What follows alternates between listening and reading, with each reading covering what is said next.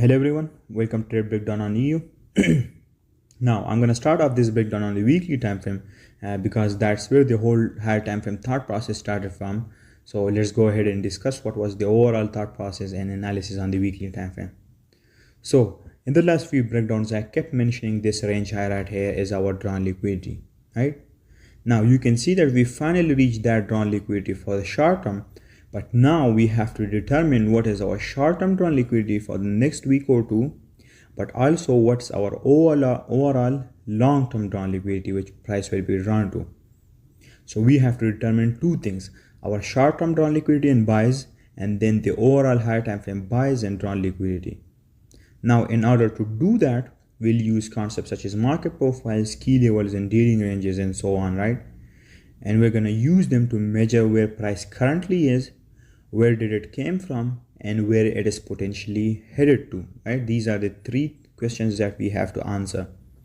Now also remember that along with this higher time frame analysis, there is a whole monthly time frame thought process and analysis on its own too, with its own monthly CRT and key levels involved. But for the sake of not making this breakdown too overwhelming, I'm going to skip that part for now and just discuss what we've got here on these weekly and daily time frame, right?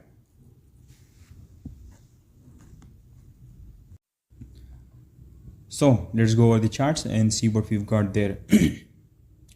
So on the weekly time frame, you can see that we are inside of this range right here. Now what happened is that we first of all took out this range low and we took it out with this big bulky candle, and with this particular candle we also tested a weekly order block in the form of this candle right here. Now the reason this particular candle is my key level and I considered it a proper valid key level is because this particular candle took out this range low. Now when this candle gets engulfed and price closes above it, this will become a valid key level for us, right? Because this particular candle took out this range low, which means it purged liquidity or took out liquidity, and now when this candle gets engulfed and price closes above it, this will be used for future reference and we will call it a key level. Now what happened is the price came down below, took out this range low, and also with that it tested this key level in the form of this order block, and it tested it with this particular candle right here. Now when this candle gets purged or when this candle got purged, I started looking for the opposing of the range to be taken as a drawn liquidity. And then what happened the next few weeks is that we started our journey higher towards the drawn liquidity, which is the opposing end of this CRT. Now when this range high or this CRT's high was taken, right, price then had this down close candle and formed this swing high. Now according to market profiles, price never moves in a straight line, right? It always moves in expansions and then retracements and then another expansion, right? Now what you can see right here is with this particular expansion swing, we took out this range low and this range high, and price formed this swing high, and after price formed this swing high, this whole range became a dealing range for us. This is how you identify a dealing range. When price takes out both sides of the range with an expansion swing, that particular expansion swing becomes a dealing range for us. Now we're going to divide this whole dealing range into two, right? And it's going to give us two regions, the premium and the discount region. Now remember what I told you in chapter 6 about dealing ranges. When we are in a bullish dealing range, we're going to expect price to retrace back to the discount region and wait for price to test a discount key level before it can move higher and expand higher again. Now the discount key level in this whole dealing range was a monthly rejection block, which was right around here. Now you can go over your charts and see it yourself on the monthly time frame, but you can do that yourself, right? So price came to the discount region and it tested a discount key level and also formed this CRT right here and had this retracement profile, and then after that price expanded higher again. Now right here before price made this expansion swing, you can see that we've got this particular candle, and when this candle gets purged, you're gonna wait for the opposing end of the range to be taken as a drawn liquidity, right? And then eventually the opposing range high, and this is going to be the CRT for us, right? because this CRT was formed inside the discount region just above discount key level, and then price purged this CRT, tested a monthly rejection block, and then price went higher again to take out the opposing end of the CRT and eventually the range high. Now we've taken out this range high, right? And we are now in a unique position, right? We know that our overall drawn liquidity for the long term is this range high right here, which is yet to be taken. But before that, we have to measure or analyze what is price going to do on the lower time frame before it starts moving higher again to take out this range high.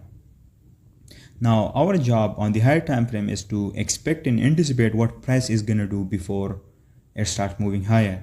Now we know that according to market profiles, price moves in expansions, retracements or ranges, and then expansions again, right? So right here we're going to expect a small retracement because we've taken out a range high, right? And what you can also see right here is that we formed this CRT right here, right? And then we purge this CRT, and now our drawn liquidity for this week is going to be the 50% of this CRT right here.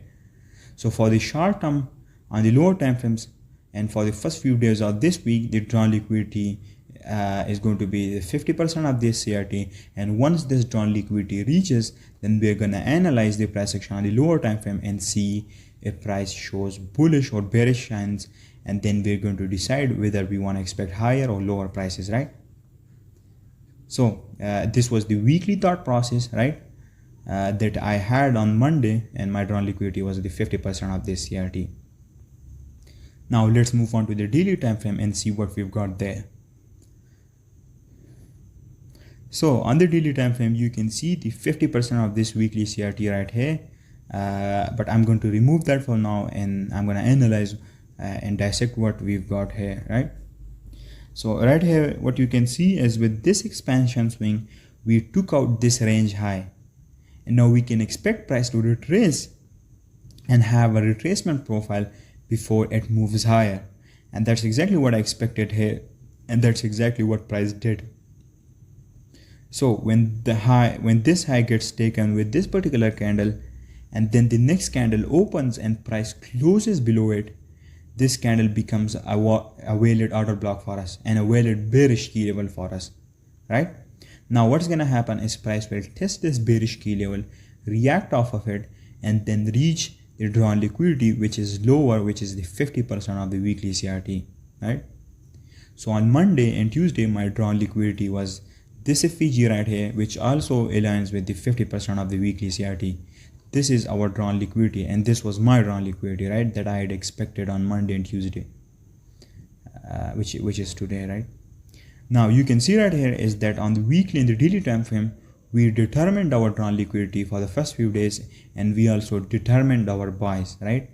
Now we're going to keep that drawn liquidity and buys in our mind, and we're going to refine that down further to the 4-hour time frame, and then we're going to find CRT there on the 4-hour time frame towards this higher time frame drawn liquidity and position ourselves in this particular direction, right?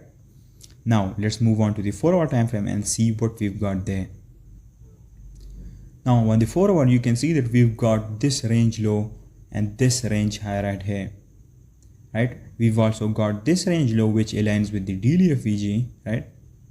So you can see that these two lows are our high time frame drawn liquidity. Now our job is to position ourselves in a CRT on the 4-hour towards this drawn liquidity, right? Now after taking out this range high, we had this expansion lower, and we almost took out this low before we stopped and formed this swing low. Now for those of you that know about TSK or the sequence, you would know that this is exactly what happens before drawn liquidity is reached, and this is what we call KOD or case of death sequence, right?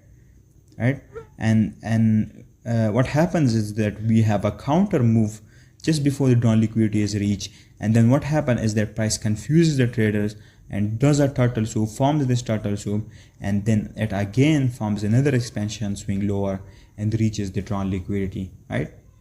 And this is exactly what happened here. We stopped just before taking out the range low, and then we have this counter move in the opposite direction with this turtle soup, And also with that, we tested this FVG right here, this 4-hour FVG, which is our key level. Now, if you plot the opening and closing times for Monday, then you'd see right here is that the Monday candle opened here, and right away it tested a 4-hour key level in the form of this FVG and reacted off of it during the Asian range, right? So you can see that a key level has already been tested during Asian range, and now during the other half of the day, we can straight away expect price to expand lower towards the drawn liquidity. Now what happened here is that during London Open, we formed this CRT just below this rejection block, and then price took out the CRT during London lunchtime and price expanded lower explosively. This was the thought process on the 4-hour, right? Now let's move over to the 15-minute time frame and see what else we got there. So on the 15-minute, you can see that as soon as this daily candle opened, we had this expansion, and with this expansion we tested a 4-hour key level during the Asian range and the CBDR, right? Now when this happens, you can straight away expect price to expand lower towards the drawn liquidity. Now what happened during London is we formed this CRT, and then during London lunchtime, which is from 5 AM to 7 AM Eastern time, we purged the CRT high with this particular candle, and then price engulfed and closed below this candle and gave us some order 1 entry right here. After we formed this order block and price closed below it, we're gonna take our entry at the open of this order block, right? Stop loss is gonna be above the swing high or the order block's high, and the drawn liquidity or the target is going to be the CRT low and eventually these equal lows right here. This is the model 1 entry that I took based off of my overall higher time frame thought process. You can see that we followed and I followed a logical framework. First of all, I determined our buys, my buys and my drawn liquidity on the weekly and daily time frame, and then I brought it down to the 4-hour and found it a CRT there, and then I matched that CRT with a 4-hour key level, and then I took my entry there on the 15-minute time frame, right? You can see that I followed a proper objective and mechanical logical framework, right? And this is exactly how you should be doing your analysis, and you must have an objective logical framework that you must be following in order to take entries, right? Now you shouldn't just binge watch these breakdowns, but instead you should take notes, and your goal and your aim should be to do your analysis in such logical fashion, right? Don't just watch these videos, but actually make notes and reverse engineer these trades and try to replicate this process overall, and you'll see a huge shift in your trading and your analysis. Now these chapters alone aren't enough to help you. That's why along with the chapters in CPI, I'm also making these trade breakdowns, right? So you can actually see how I apply those concepts and knowledge in the real time, right? Everything is intended everything is intended and nothing is random in CPI. Remember that, right? There's a proper reason behind why I do these and why I make these trade breakdowns, because I want to show you how I actually use these concepts, right? Just those chapters alone aren't going to be enough to help you, right? So you should watch both of them and make notes both for the chapters and even these trade breakdowns.